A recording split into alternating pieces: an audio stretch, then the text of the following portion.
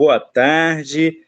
A gente está aqui iniciando mais um evento de extensão do LAED, o Laboratório de Educação e Direitos Humanos do Colégio Pedro II, que agora em 2025 vai completar 11 anos. E hoje a gente tem uma convidada muito especial. A gente vai conversar com a doutora Joana Maria Seabra Torres Capaz Coelho, que é doutoranda em Direito na Nova School of Law, mestre em Direito pela Nova School of Law, pós-graduada em Direitos Humanos pelo Ius Gentium Coimbra, em concessões e parcerias público-privadas pelo Instituto de Ciências Jurídico-Políticas, licenciada em Direito pela Universidade Católica Portuguesa. Ela vai apresentar para a gente o seu trabalho, que originalmente se chamou Educação para os Direitos Humanos, análise do caso da obrigatoriedade da educação para a cidadania e desenvolvimento em Portugal e os limites da objeção de consciência, que foi apresentado no 8º Congresso de Direitos Humanos, Congresso Internacional de Direitos Humanos de Coimbra, em 2023.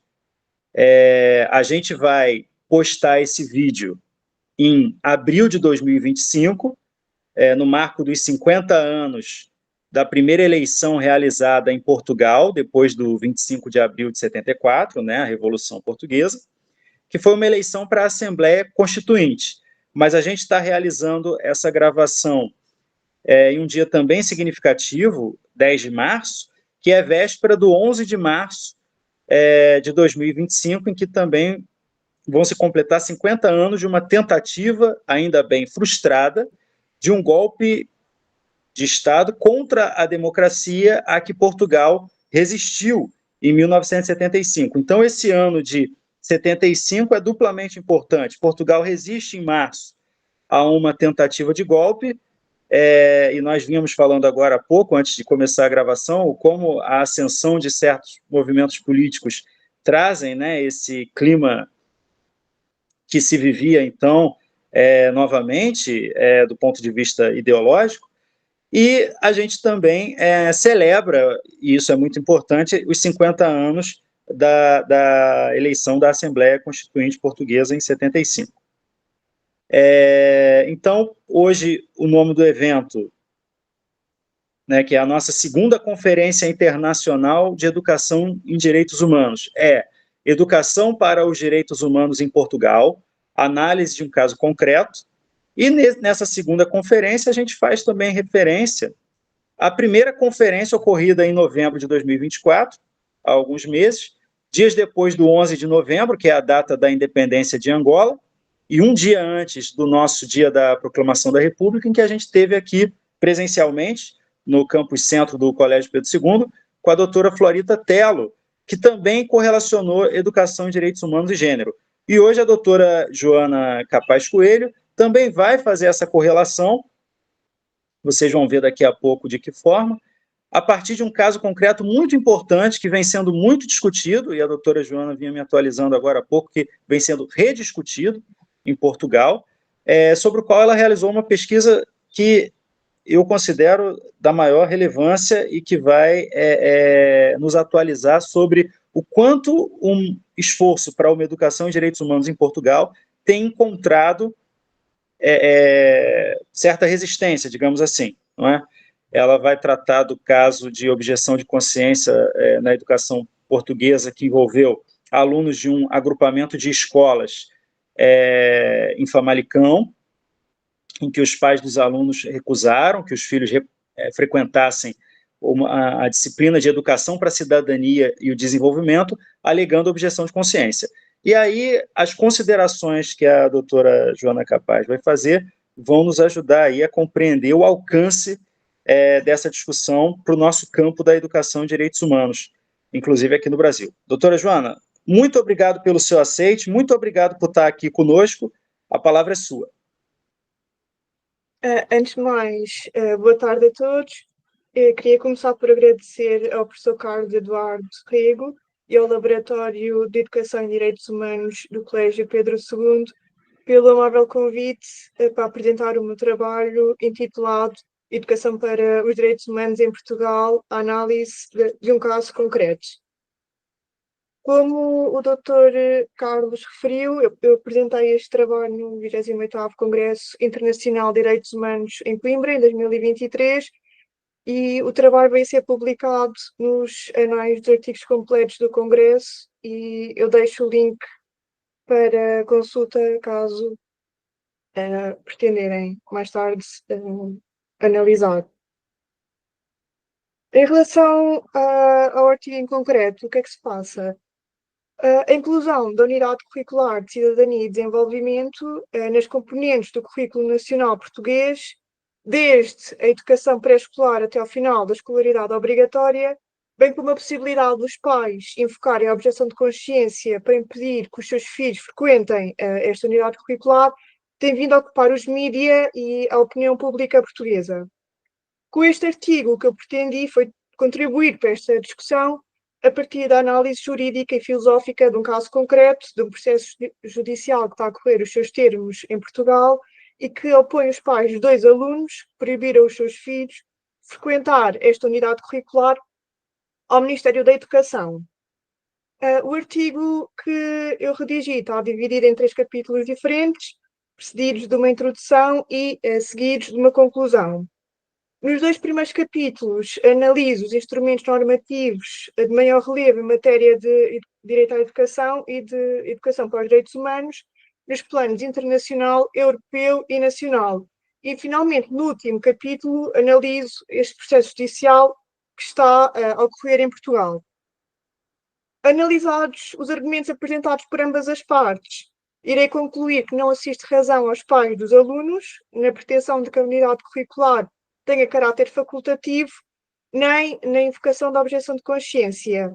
E estas conclusões foram sustentadas nas teorias de Hannah Arendt, segundo as quais a educação que as crianças recebem em casa não tem de ser exatamente a mesma que recebem nas escolas, uma vez que esta última se destina a toda a sociedade, para além de que as crianças têm o direito a conhecer os seus direitos, pois somente aqueles que se conhecem e que sabem os seus direitos é que podem devidamente reivindicá-los, não só perante o Estado, mas também perante os restantes concidadãos. Assim sendo, e fazendo esta análise da legislação, irei começar por apresentar os diplomas normativos mais relevantes no plano internacional. A educação, como sabemos, é um direito humano, foi reconhecido e que está protegido por inúmeros instrumentos normativos no plano internacional e em matéria regional de direitos humanos. No plano internacional, destaca-se, desde logo, o artigo 26 da Declaração Universal dos Direitos Humanos, que foi aprovada em 1948. Esta disposição normativa declara, nomeadamente no artigo 1º... Doutora, se quiser que eu apresente os seus slides que estão aqui, é só me solicitar, ok? Sim, se calhar podemos já colocar... Coloco? Pode pôr no slide 7, se faz favor. Tá ótimo. Vou apresentar aqui. Obrigada. Como estava a referir há pouco, a educação é um direito humano que foi reconhecido e protegido por vários diplomas normativos no plano internacional e em matéria regional de direitos humanos. No plano internacional, como decorre do slide que estão a ver, o direito à educação encontra-se consagrado nomeadamente no artigo 26 da Declaração Universal dos Direitos Humanos. Esta disposição normativa declara no número 1 que todas as pessoas têm o direito à educação, sendo o ensino primário obrigatório e gratuito. O objetivo da declaração, tal como indicado na Declaração Universal dos Direitos Humanos, é o de promover o pleno desenvolvimento da personalidade humana, reforçar os direitos humanos e as liberdades fundamentais e fomentar a compreensão, a tolerância e a amizade entre todos os povos e nações. Os pais têm também o direito de escolher o tipo de educação que os seus filhos recebem, tal como consta no número 3 do artigo 26. Este número 3 é bastante importante e vai ser referido ao longo do trabalho. O direito à educação também está regulado nos artigos 13º e 14º do Pacto Internacional dos Direitos Económicos, Sociais e Culturais, que foi aprovado em 1966. Nomeadamente, decorre do artigo 13º, número 1 do Pacto, que, tal como decorre da Declaração Universal dos Direitos Humanos, o direito de todos à educação enfatiza-se também a necessidade da educação ter como objetivo o pleno desenvolvimento da personalidade humana, bem como o reforço pelo respeito dos direitos fundamentais e nos direitos humanos. Sublinha-se ainda a importância da educação na capacidade de todos para participar efetivamente numa sociedade livre e na promoção da compreensão, tolerância e amizade entre todas as nações. Neste modo, o Pacto, tal como a Declaração, enfatizam que a educação deve contribuir não só para o desenvolvimento da personalidade humana, mas também para incrementar o respeito pelos direitos humanos e liberdades fundamentais, visando, deste modo, capacitar as pessoas para que elas possam participar numa sociedade que se pretende plural. A Convenção sobre os Direitos das Crianças, aprovada em 1989, aborda o direito à educação, nomeadamente nos artigos 28 e 29. De acordo com o artigo 29, número 1, declara-se que a educação deve ter como objetivo inculcar na criança o respeito pelos direitos humanos e liberdades fundamentais, bem como pelos princípios da Carta das Nações Unidas, ao mesmo tempo que prepara as crianças para uma vida responsável em sociedades livres, com respeito de entendimento, paz, tolerância, igualdade de género e amizade entre todos os povos, o que está de acordo com as normas que constam na Declaração Universal dos Direitos Humanos e no Pacto dos Direitos Económicos, Sociais e Culturais. No próximo slide, dedico-me à questão do Sistema Europeu dos Direitos Humanos. Ao nível dos sistemas regionais de direitos humanos, no meu trabalho acabei por me focar no sistema europeu, uma vez que ele se aplica ao caso português. No Sistema Europeu dos Direitos Humanos, destaca-se o artigo 2º do Protocolo Adicional à Convenção Europeia dos Direitos Humanos, que declara que no domínio da educação e do ensino, o Estado deve respeitar o direito dos pais a assegurar que os seus filhos recebam uma educação e um ensino em conformidade com as suas próprias crenças religiosas e filosóficas. No plano da União Europeia, a nossa atenção deve centrar-se no artigo 14º da Carta dos Direitos Fundamentais da União Europeia 2020, cujo teor é semelhante ao da Convenção Europeia dos Direitos Humanos. Em conclusão, o direito à educação é protegido e promovido por diversos diplomas no plano internacional e europeu em matéria de direitos humanos, que sublinham a importância destas temáticas para o desenvolvimento de uma sociedade que se pretende plural e inclusiva. Finalmente, em Portugal, à semelhança do que se verifica nos planos internacionais e europeus, o direito à educação também tem vindo a ser reconhecido e protegido por diversos diplomas normativos. O direito à educação está consagrado, nomeadamente, nos artigos 36, número 5, 67, número 2, a linha C, 73, 74, número 2, a linha C, todos da Constituição da República Portuguesa de 1976, que é o diploma normativo mais importante do nosso ordenamento jurídico. Comunicado no número 1 do artigo 73 da Constituição, todos têm o direito à educação. Além disso, no número 2 do mesmo artigo, termina-se que o Estado promove a democratização da educação e as demais condições para que a educação, realizada através da escola e de outros meios formativos, contribua para a igualdade de oportunidades, a superação das desigualdades económicas, sociais e culturais, o desenvolvimento da personalidade e do espírito de tolerância, de compreensão mútua, de solidariedade e de responsabilidade para o progresso e para a participação democrática na vida coletiva. De acordo com os professores Gomes Cantilho e Vital Moreira, a educação não pode ser separada dos valores constitucionais. E há aqui uma citação da Constituição anotada destes autores, consta do slide 10, que é bastante relevante.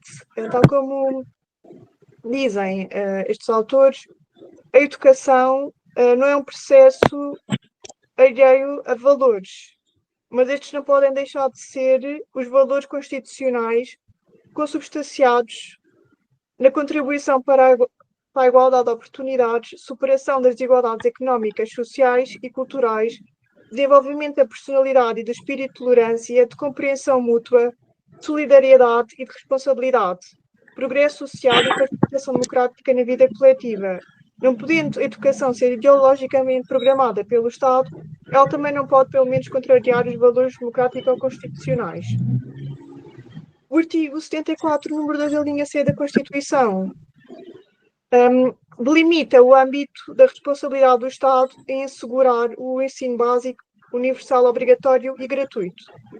Porém, como referem Gomes Cantillo e Vital Moreira, este dever implica algumas tarefas legislativas, mas também implica deveres para os alunos, tais como o dever de frequência da escola e o dever de assiduidade. E para os pais e outros encarregados de educação, por exemplo, o dever de matricular os seus filhos na escola e assegurar a sua frequência regular. O incumprimento destes deveres pode resultar em sanções, incluindo estas restrições ou incapacidades.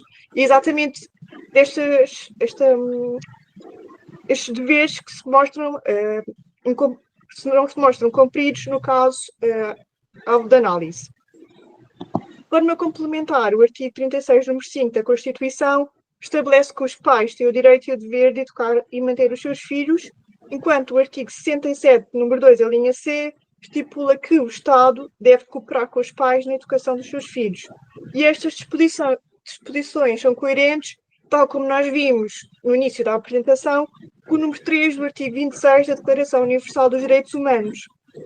De acordo com Gomes Cantillo e Vital Moreira, os pais têm o dever e o direito de educar e de manter os seus filhos, o que não é apenas uma garantia institucional, mas também um direito, dever subjetivo que integra o poder parental. Contudo, este dever e este direito não exclui a colaboração dos pais com o Estado na educação dos seus filhos. Como vamos ver mais à frente, no caso e a preço, uma das questões a ser discutida é precisamente a de saber como conciliar a obrigação do Estado de assegurar o direito à educação com o direito e o dever dos pais de educar e de manter os seus filhos. No próximo slide 11,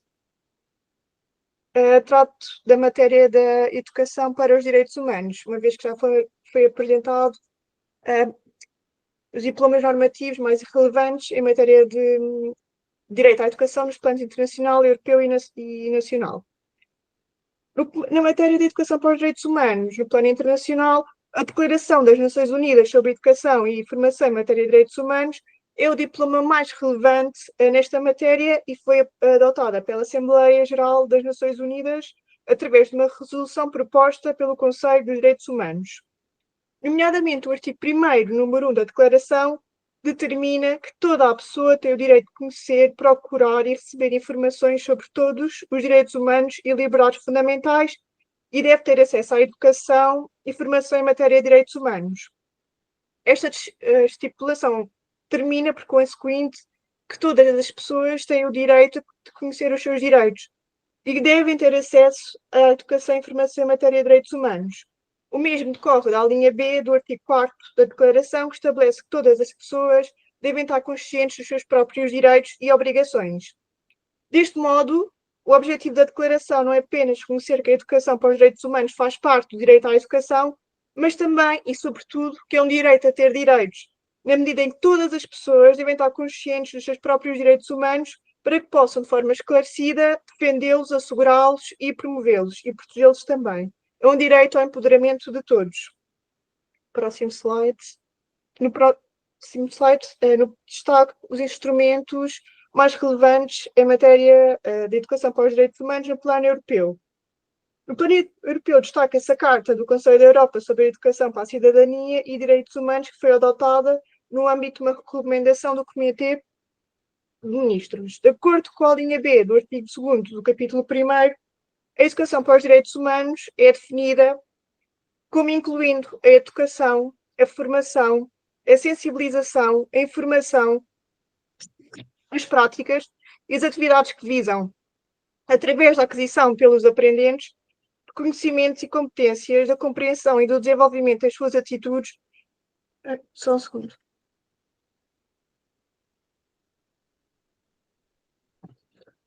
Que visam, através da aquisição pelos aprendentes, conhecimentos e competências, da compreensão e do desenvolvimento das suas atitudes e dos seus comportamentos, capacitá-los para participar na construção e defesa de uma cultura universal de direitos humanos na sociedade, a fim de promover e proteger os direitos humanos e liberdades fundamentais. A Carta sublinha, deste modo, a importância da educação para os direitos humanos como meio para que as pessoas conheçam os seus direitos. Próximo slide. Irei finalmente referir as normas mais importantes no plano português. Como vimos, embora as normas internacionais e europeias forneçam um quadro legal para a promoção da educação para os direitos humanos, cada país deve adaptar essas diretrizes às suas próprias circunstâncias. No caso de Portugal, o 21º Governo Constitucional deu passos significativos neste sentido e aprovou vários diplomas relevantes. O identificado governo foi responsável pela criação da Estratégia Nacional de Educação para a Cidadania, que inclui um conjunto de competências e conhecimentos em convergência com o perfil dos estudantes que abandonam a escolaridade obrigatória e a aprendizagem essencial. De acordo com a Direção-Geral da Educação, visando a construção sólida da formação humanista dos alunos, para que assumam a sua cidadania garantindo o respeito pelos direitos democráticos básicos e pelos direitos humanos, tanto a nível individual como social, a educação constitui-se como uma ferramenta vital. Deste modo, na componente do currículo de Cidadania e Desenvolvimento, os professores têm como missão preparar os alunos para a vida, para serem cidadãos democráticos, participativos e humanistas, numa época de diversidade cultural e social crescente, no sentido de promover a tolerância e a não discriminação, bem como de suprir os radicalismos violentos. Assim, e em consonância com os temas abordados, esta unidade curricular visa capacitar os alunos com as competências necessárias para que se tornem adultos responsáveis, solidários, participativos, com espírito crítico e, acima de tudo, conhecedores dos seus direitos e deveres. Pode passar. A Estratégia Nacional de Educação para a Cidadania prevê ainda que a unidade curricular seja obrigatória para o segundo e terceiro ciclos e transversal para o ensino secundário. A unidade curricular está também ela organizada em 3 grupos diversos. O primeiro grupo é constituído pelos temas relacionados com direitos humanos, igualdade de género, interculturalidade, desenvolvimento sustentável, educação ambiental e, finalmente, saúde. O segundo grupo inclui os temas ligados à sexualidade, aos meios de comunicação social, instituições e participação democrática, alfabetização financeira, educação do consumidor e segurança rodoviária e riscos. Finalmente, no terceiro grupo estão os temas relacionados ao empreendedorismo, mundo do trabalho, segurança, defesa e paz, bem-estar animal e voluntariado. Estes temas podem ser acrescentados outros de acordo com as necessidades de cada agrupamento escolar e desde que as matérias caibam no conceito de educação para os direitos humanos aprovada pelo Governo. Feito este enquadramento legislativo, finalmente falar sobre o caso judicial alvo de análise. Pode passar para o próximo slide. O que é que acontece no caso? Pronto, agora nós vamos entrar aqui no processo desse caso concreto da família de Famalicão, não é isso? Maravilha. Exatamente. Obrigado. Agora é que vai ser a parte mais interessante. O que é que aconteceu neste caso?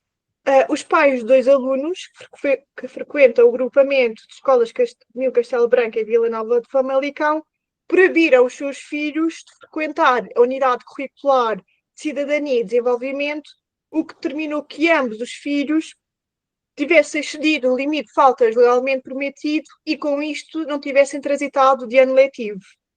Perante esta situação, os pais dos alunos interpuseram uma previdência cautelar nos tribunais administrativos com o objetivo de reverter os efeitos do despacho que determinou que os seus filhos não tivessem transitado de ano letivo. Pode passar, se faz favor.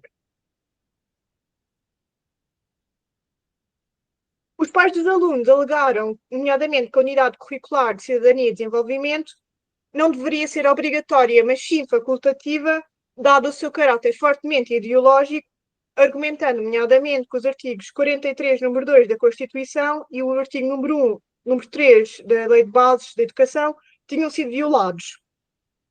De acordo com o número 2 do artigo 43 da Constituição da República Portuguesa, o Estado não pode programar a educação e a cultura segundo quaisquer diretrizes filosóficas, estéticas, políticas, ideológicas ou religiosas.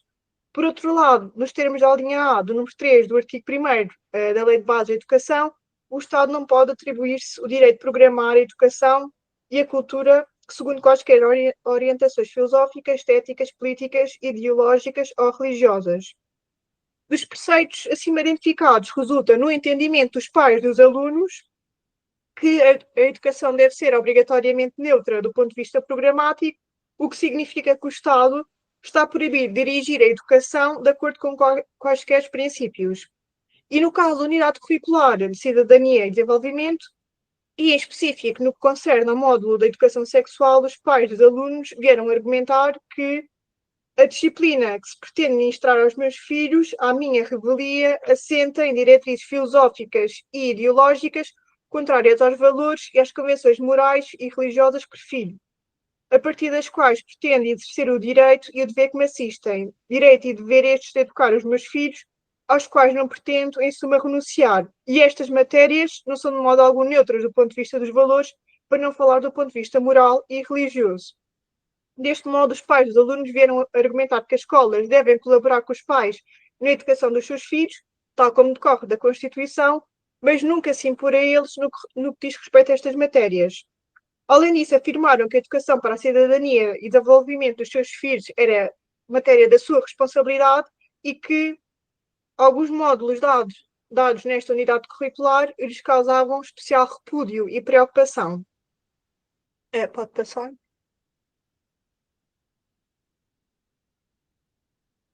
Já o Ministério da Educação veio argumentar que a unidade curricular de cidadania e desenvolvimento não só não encontrava respaldo constitucional, como também concretizava os princípios constantes da Lei de Bases da Educação, não constituindo, por este motivo, quaisquer diretrizes filosóficas, estéticas, políticas, ideológicas ou religiosas, nem consubstanciava uma determinada concepção do mundo.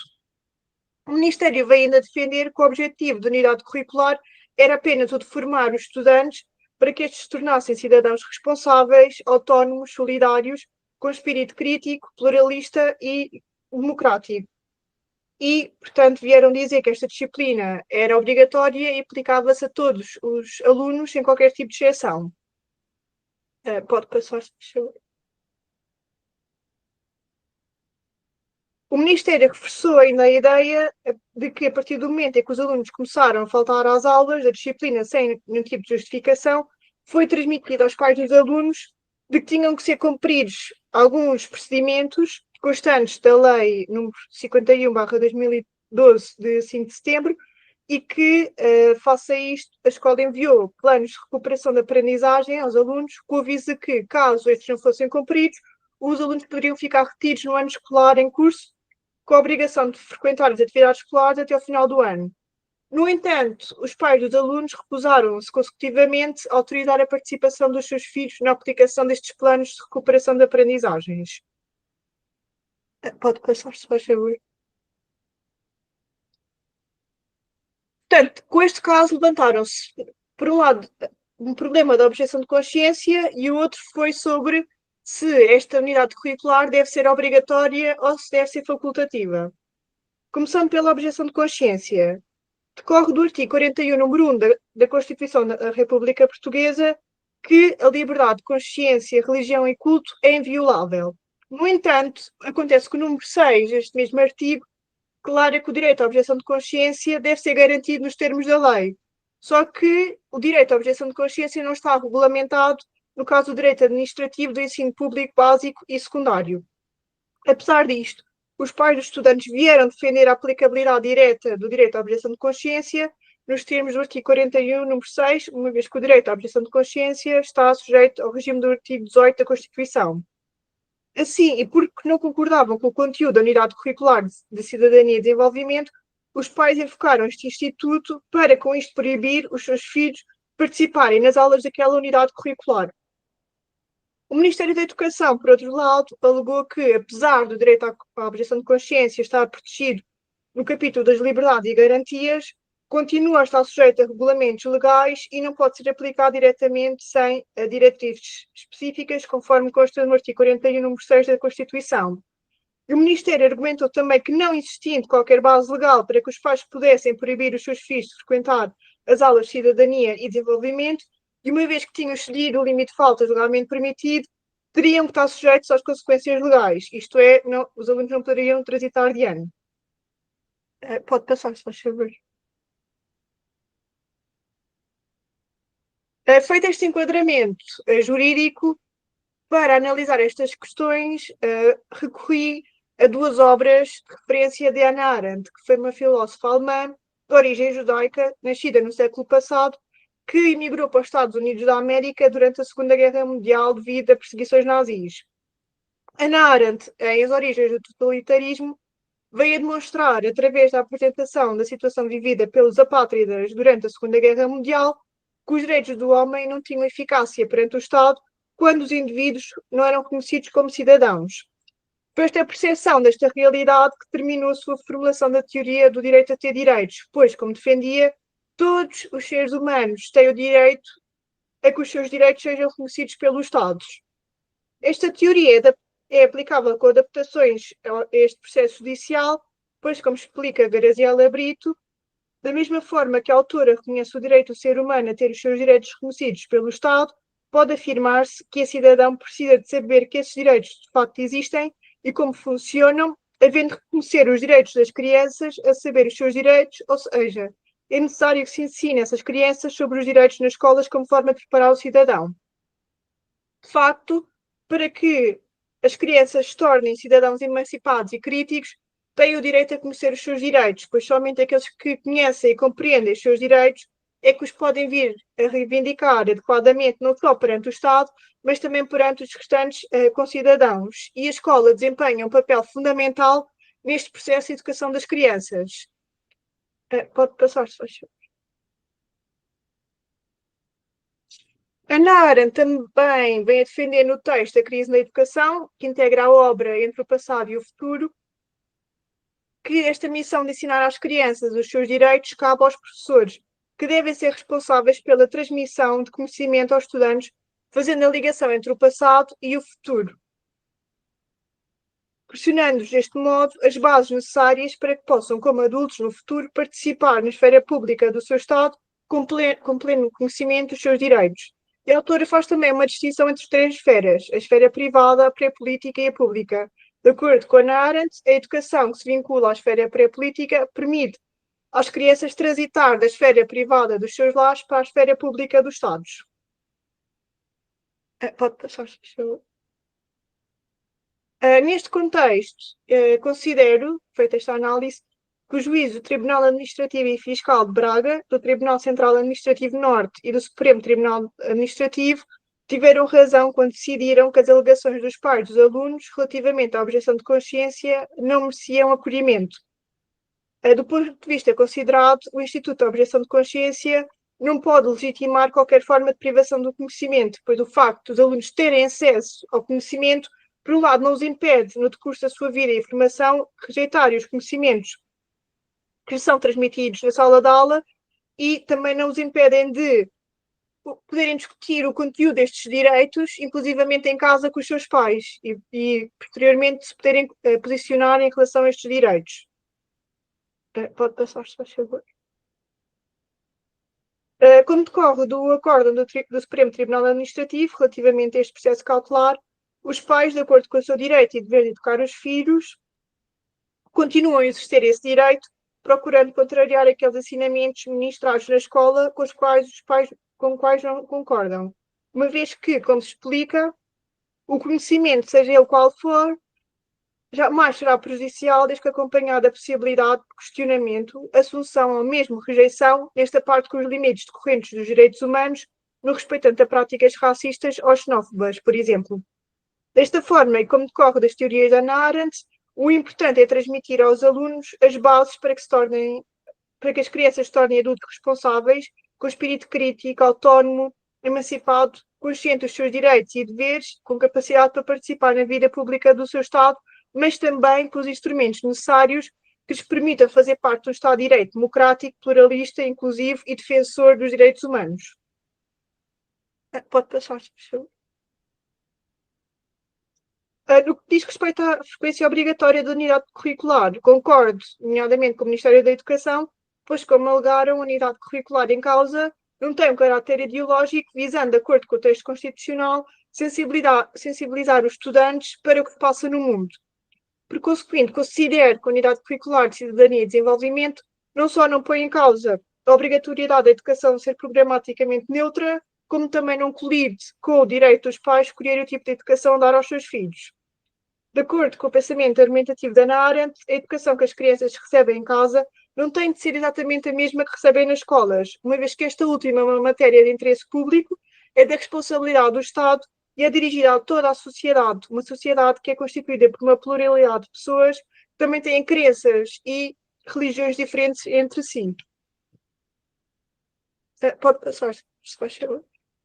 Assim, e como conclusões, como vimos, o artigo que tive em conta para preparar estes slides analisou a controvérsia em torno da obrigatoriedade da frequência de unidade curricular de cidadania e desenvolvimento, lecionada no âmbito da escolaridade obrigatória em Portugal, bem como a possibilidade dos pais invocarem o Instituto da Objeção de Consciência para impedir os seus filhos de a frequentar. Vimos que os pais dos alunos sustentaram a legalidade da proibição da unidade curricular de cidadania e desenvolvimento pelos seus filhos, argumentando que esta unidade curricular devia ser facultativa e não obrigatória, dado o seu caráter ideológico, e invocar a objeção de consciência. Pode passar, se faz favor. Por outro lado, o Ministério da Educação argumentou que a unidade curricular não tinha natureza ideológica, mas antes visava proporcionar aos alunos as bases adequadas para que estes se tornassem cidadãos responsáveis, autónomos, solidários, democráticos e com espírito pluralista. E alegaram ainda que a objeção de consciência não se aplicava a este caso. Eu considero que os pais dos alunos não têm razão ao invocar a objeção de consciência, uma vez que este instituto não pode legitimar qualquer forma de privação do conhecimento, até porque o facto dos alunos terem acesso ao conhecimento não os impede de rejeitar, no decurso da sua vida e após obter a formação e a educação complementar, os conhecimentos que lhes são transmitidos em sala de aula. Pode passar. Do mesmo modo, o artigo também conclui que a unidade curricular deve ser obrigatória. Para sustentar estas conclusões, tive em conta as teorias da Hannah Arendt, segundo as quais a educação que as crianças recebem em casa não tem de ser exatamente igual à educação que recebem nas escolas, uma vez que esta última se destina a toda a sociedade. Paralelamente, e tive também em conta a Graziela Brito, que refere que a teoria do direito a ter direitos da Hannah Arendt também se aplica a este caso, uma vez que as crianças têm o direito de conhecer os seus direitos, pois só quem conhece e compreende os seus direitos é que os pode reivindicar corretamente, não só perante o Estado, mas também perante os restantes concidadãos. Referi, e considerando que estamos perante a ação administrativa principal de que este processo cautelar e estes acórdãos que nós analisámos fazem parte apenas do processo cautelar, que os tribunais tenham em conta, ao preferirem uma sentença, que é importante educar as crianças sobre os seus direitos e responsabilidades enquanto cidadãos, para que no futuro estes possam tomar decisões informadas e exercer a sua cidadania de forma mais plena e responsável. E assim acabo a apresentação.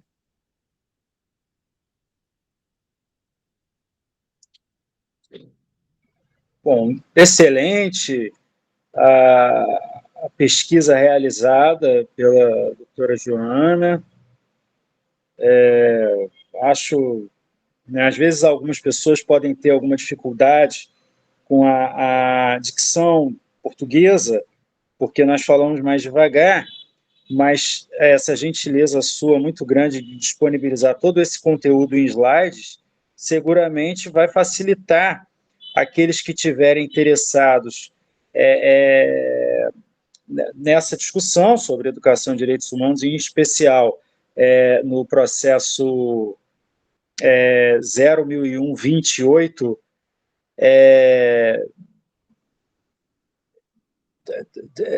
que foi, na verdade, uma interposição, né, se eu não me engano, eu não me recordo agora qual é a natureza do processo. A terminologia processual é diferente aqui. BRG é de quê, perdão?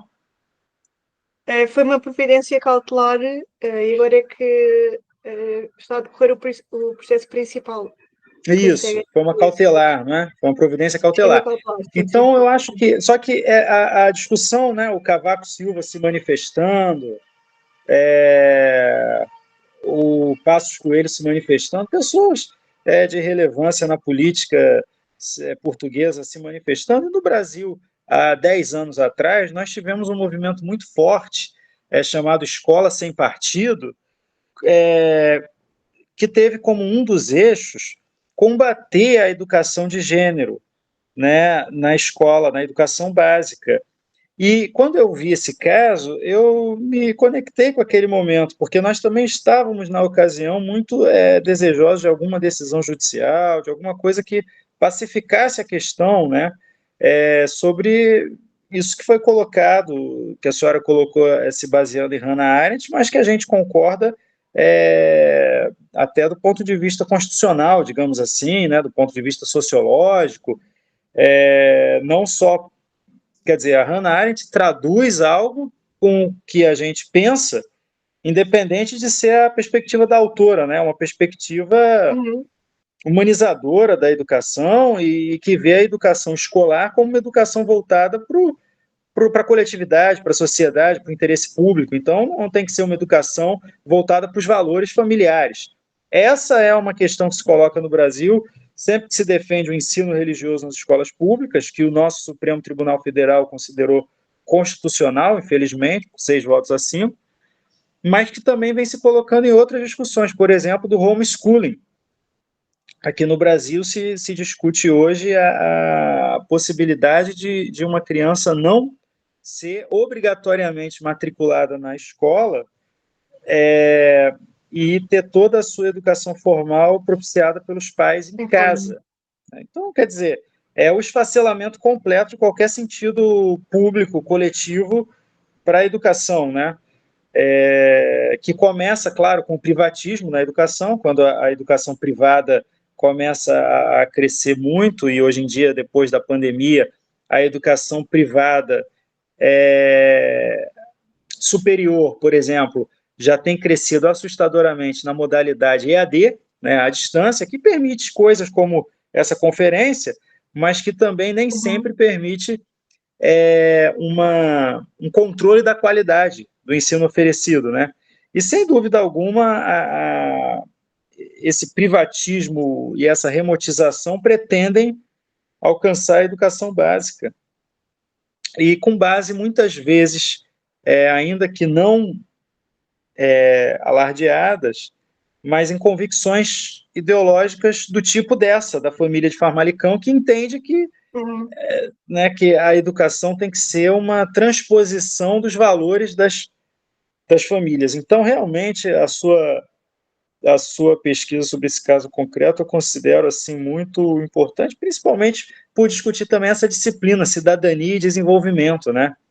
Que é uma disciplina para educação e direitos humanos, mas que tem esse módulo da educação sexual, que tem módulos que vão abranger... E igualdade de género também das mais polémicas, pelo menos cá em Portugal. É polêmico, né, também. Sim, a igualdade de género. Os partidos mais conservadores agora querem terminar com esse módulo em específico. Pois querem acabar com a educação, a igualdade de gênero, o nome, né? Sim, como nós vimos, a estudante curricular tem vários módulos. E um deles é o da igualdade de género e identidade de género, e há parte do governo que considera que não se deveria falar sobre essas temáticas de identidade de género e de igualdade de género. Os mais conservadores, sim. Tem agora vindo a ser discutido nos últimos meses outra vez, bastante. E a senhora tinha me dito há pouco antes da gente entrar que está voltando, né, essa discussão em Portugal. Neste caso ainda está a decorrer, portanto, porque a ação principal ainda não sabe como é que foi a conclusão. Foi a cautelar só, né? Pois foi só a cautelar, quer dizer, ainda vai ter o julgamento principal. Sim, ainda vai. Vamos ver como é que... Porque isto, entretanto, o próprio Ministério Público tentou ficar responsável pelas crianças durante o tempo das escolas, durante o tempo das aulas, mas não se conseguiu que fosse retirada aos pais a responsabilidade durante esse tempo, para garantir que elas iam efetivamente à escola, porque estes alunos, para além de tudo, eram alunos de quadro de honra, tinham 5 a tudo, eram ótimos alunos. E porque não vinham esta disciplina, chumbaram um ano consecutivamente. Portanto, a questão ainda é mais polémica nessa parte, nessa medida. O que motiva os pais é a reprovação, né? O que motiva os pais a ajuizarem foi a reprovação por não irem às aulas de igualdade de Sim, gênero e e eram alunos identidade que de gênero. tinham melhores notas em tudo, quadro de honra e tudo. Por isso tem que ser uma questão que consideram de tal modo grave que não permitem aos filhos pelo menos irem às aulas para passarem. E isto está assim há anos, portanto é uma Não. questão bastante. E outra coisa que eles fazem, que eu acho que é relevante, é usar um instituto, que a senhora trabalha muito bem no trabalho, o Instituto da Objeção de Consciência, né? Quer dizer, não basta apenas reclamar, só que reclamar com que base? Da objeção de consciência, que é, historicamente, um instituto que é uma garantia conquistada a duras penas pelo progressismo, né? E não pelo pensamento conservador. A possibilidade de objeção de consciência é justamente para poder não estar submetido a certos valores religiosos que a própria administração pública já impôs antes da laicização, né, do Estado, tanto o português quanto do Estado de forma geral, né, a laicização dos Estados nacionais, que é historicamente relativamente recente. Então, essa busca de se tornar, ao menos facultativa, né, a disciplina, e essa busca por não permitir que essas crianças estudem esse módulo, à luz da objeção de consciência, não deixa de conter em si uma ironia, né? À medida que a objeção de consciência é uma conquista do ponto de vista político, também das esquerdas e do progressismo. E eu ia lhe perguntar, e do ponto de vista... Porque quando a senhora apresenta os marcos normativos da educação em direitos humanos no âmbito internacional, no âmbito europeu, até chegar ao âmbito português, e qual foi a repercussão para além de Portugal, né? Porque tem o Tribunal Europeu de Direitos Humanos, né? E qual foi a repercussão desse caso para além de Portugal, ao menos no continente? Isto ainda não chegou aos planos europeus, dos tribunais, ainda tem estado apenas no plano nacional. Portanto, não há ainda uma repressão propriamente dita nos sistemas internacionais. Não quer dizer que possa vir no futuro, porque há sempre essa possibilidade, mas para já estamos restritos ao campo nacional. Claro. Mas este tema tem vindo a ser debatido, especialmente em Espanha também já há alguns artigos também relacionados à educação para os direitos humanos com a objeção de consciência. Portanto, estão a surgir mais casos relacionados com estas matérias. Na Espanha também tem surgido casos que relacionam objeção de consciência com essa indisposição com uma educação em direitos humanos, uma educação para os direitos humanos. E também relacionada a gênero? Também. Também. Relacionada com género. São os temas mais sensíveis nos dias de hoje, são as matérias mais críticas. Vamos ver como é que isto evolui agora para o futuro.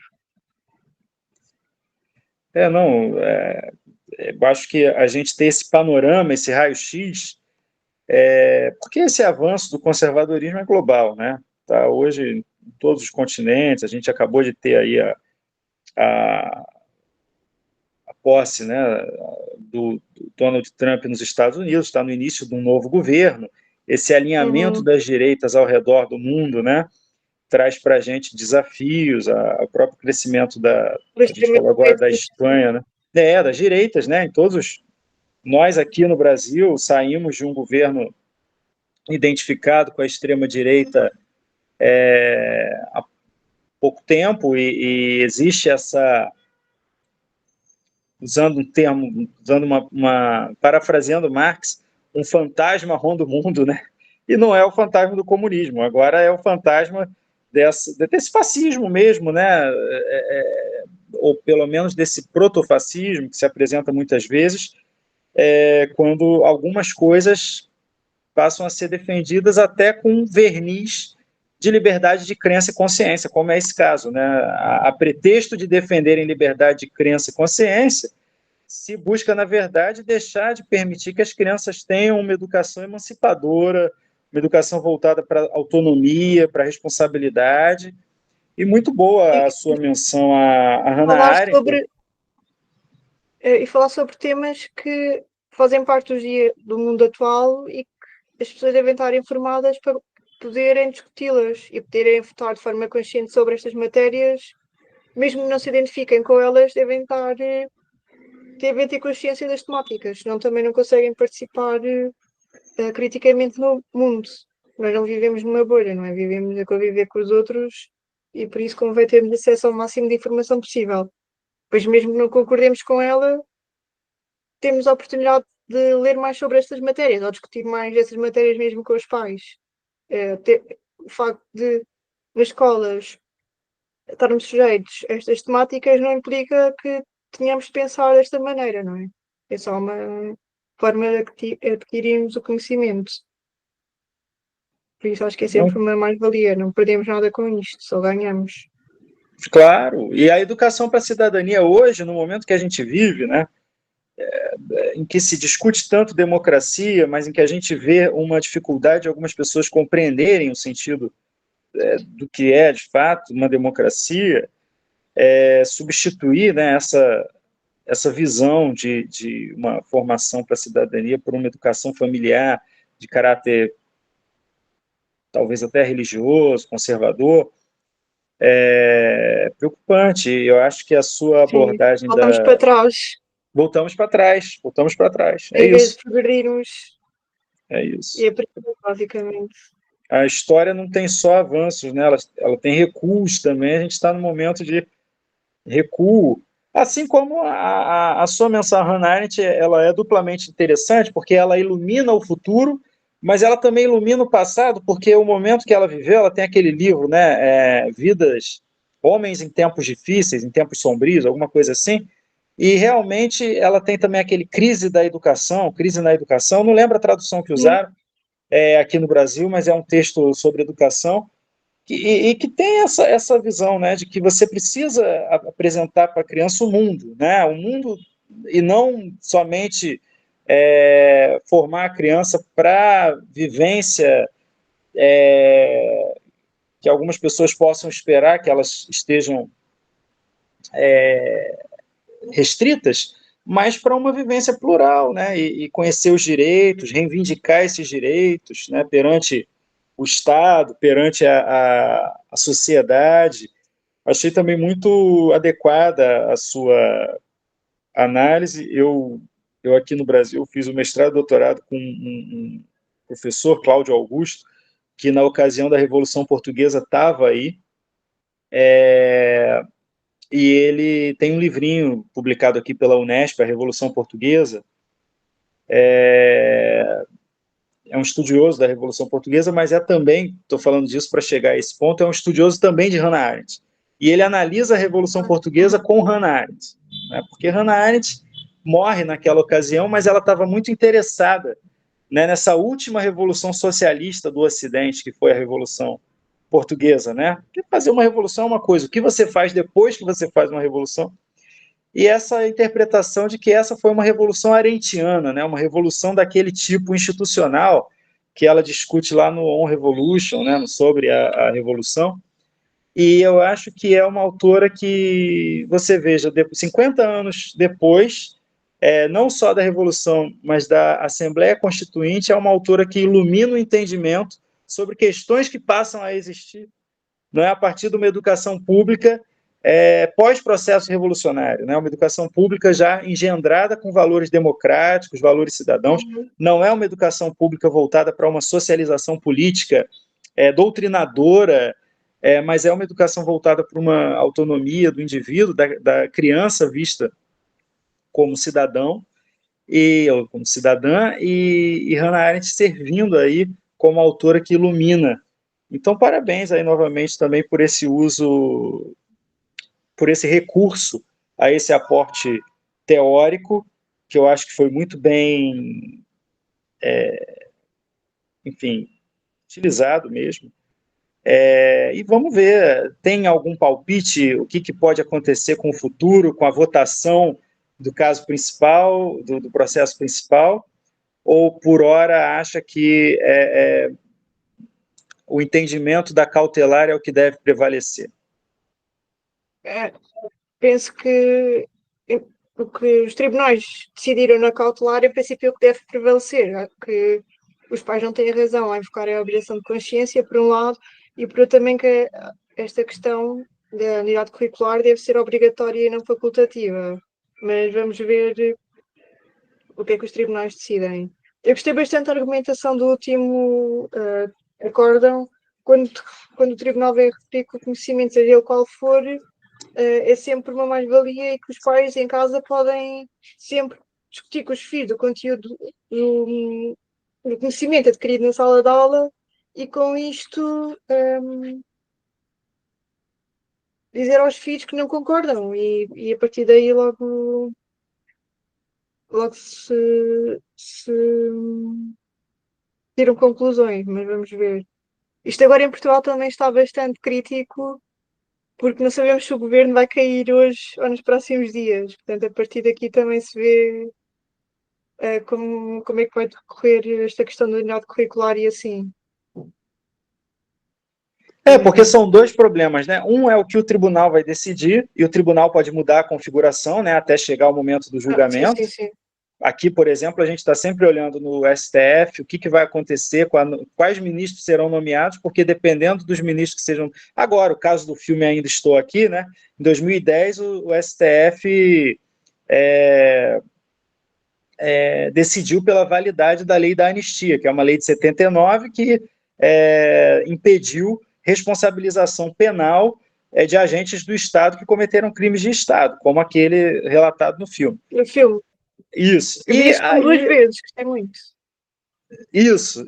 É um filmaço, né? Filmaço. Sim, parabéns também pelo Oscar. Não, e ganhou o Oscar. Não ganhou da atriz, mas ganhou de filme, né? Internacional. É filme internacional. E eu acho que é um filme que chega em boa hora, porque chega nesse contexto que a gente está vivendo, né? Para discutir esse tipo de coisa. E essa decisão do STF, por exemplo, ela pode ser revista. Isso foi em 2010, com a repercussão do filme, já existem pessoas que defendem que o STF deve rever a decisão, entendendo que a lei da anistia não deveria caber para os agentes de Estado envolvidos, né? Até porque a Eunice Paiva, uma das coisas que ela fez foi trabalhar muito pela comissão da memória e o filme, né, mostra um determinado momento da vida, mas ela trabalhou muito posteriormente a esse momento da década de 70, inclusive pelas causas referentes aos povos indígenas, que hoje vivem, hoje é um tema muito importante, a demarcação de terras indígenas. Teve uma decisão sobre o marco temporal no STF, mas superveniente uma lei que, enfim, já nasce contestada, mas existe um outro processo, que é a DPF 1059, sobre a violência que os indígenas sofrem. E a Eunice Paiva foi uma mulher totalmente relacionada com essas discussões, né, dos povos indígenas, e o filme faz um recorte, como é natural, né, do cinema, mas ela foi uma grande defensora dos direitos humanos e também de uma educação em direitos humanos. Mas a gente fica preocupado com isso. Primeiro ponto, qual vai ser a configuração do tribunal quando for decidir o caso Famalicão? E o segundo ponto, o que o governo vai fazer administrativamente em relação à polêmica, né? Porque não tem nada a ver uma coisa com a outra. Esse caso é uma coisa, eles estão pedindo enfim, no fundo, o que eles queriam era reverter a reprovação, né? Reverter a reprovação escolar, judicialmente. Mas a gente também não sabe o que esse tipo de discussão, indo para a sociedade e tendo apoio da sociedade, da visão mais conservadora, por exemplo, tirar uma disciplina como essa, que é uma pena, né? Sim, isso está a ser discutido agora, se devíamos retirar ou não. Se devia deixar de haver, ou de ser obrigatória, ou se certos módulos deviam ou não ser retirados. Isso agora a ser bastante discutido. Então, olha aí o tema candente que a gente tem aí para a educação em direitos humanos em Portugal nos próximos anos, né? Se a disciplina de cidadania e desenvolvimento, que tem vários módulos, né? Se vai manter os módulos referentes a gênero. Olha como tudo conflui para a gente novamente discutir gênero, né? Gênero e educação em direitos humanos, dessa vez em Portugal. Olha, doutora Joana, eu quero agradecer muito a sua exposição. Eu acho que é uma forma mais de nós publicizarmos o que está acontecendo, porque muitas vezes, por ser caso muito específico referente à educação pública portuguesa, a mídia aqui não noticia e muitas pessoas ficam sem saber. Seu trabalho, sua pesquisa é excelente, mas para as pessoas chegarem a ela, elas têm que estar buscando, né, o tema correspondente, porque senão não se chega, né, aos trabalhos acadêmicos. Se você não sabe o que você está procurando, não vai chegar, né, ao trabalho acadêmico que tratou dessa questão. E o seu trabalho acadêmico trata dessa questão, e a sua exposição hoje, sem dúvida alguma, é um facilitador a mais para convidar a nossa audiência brasileira, em especial os alunos e a comunidade que segue aqui o nosso canal do LAED no YouTube e que está por dentro dessa discussão sobre educação e direitos humanos, por exemplo, os nossos próprios discentes de educação básica, de graduação e de pós-graduação no Colégio Pedro II, eles vão ter acesso aí a uma discussão atualíssima, uma discussão fundamental e que pode permitir a gente pensar políticas públicas para cá, resistência para cá, mas também o quanto toda a nossa pauta hoje da educação e direitos humanos e da resistência a esse tipo de ataque é global, né? A gente está aqui e a gente está em todos os países tendo avanços e recuos da educação e direitos humanos, e o caso português que a senhora apresentou para a gente é mais um caso aí para a gente analisar de perto e acompanhar. Quando sair essa votação, vamos fazer outra palestra na ocasião, que não demore muito para pacificar logo a questão, não é? Mas já é um caso que está se arrastando já há 5 anos, né? Há muito tempo. Então... E pensando que não são 5 anos na vida de crianças que não, com isto não acabam assim no secundário e não vão para a faculdade. Para neste tempo é bastante na vida de uma criança, 5 anos. Pois é, não, e eles vão se formar na graduação e caso não vai ter sido julgado, né? Não vai ter sido julgado, né? Mas o julgamento vai valer para outros. Tomara que se fortaleça a visão que a senhora apresenta no artigo de que não cabe objeção de consciência e que é importante ter educação de gênero na educação em direitos humanos e na educação para a cidadania na escola pública. Tomara que isso prevaleça. Tomara que não venham com a facultatibilidade do ensino da educação em direitos humanos e tomara que a gente consiga aí, pelo contrário, ampliar a agenda de temas voltados para uma defesa intransigente dos direitos humanos contra qualquer tipo de violação aos nossos direitos humanos. São os votos aí que a gente faz. E obrigado, doutora Joana, pela sua exposição. Agradeço, obrigada. Eu vou encerrar essa gravação e a gente vai ter aí esse vídeo no nosso canal do LAED no YouTube, postado em abril, no marco dos 50 anos da primeira eleição democrática que Portugal teve, né, para a Assembleia Constituinte Portuguesa em 75, afastando aí esse ar do golpe de março de 75, que amanhã completará 50 anos. E eu agradeço muito a doutora Joana Capaz. Vou parar a gravação. Obrigada.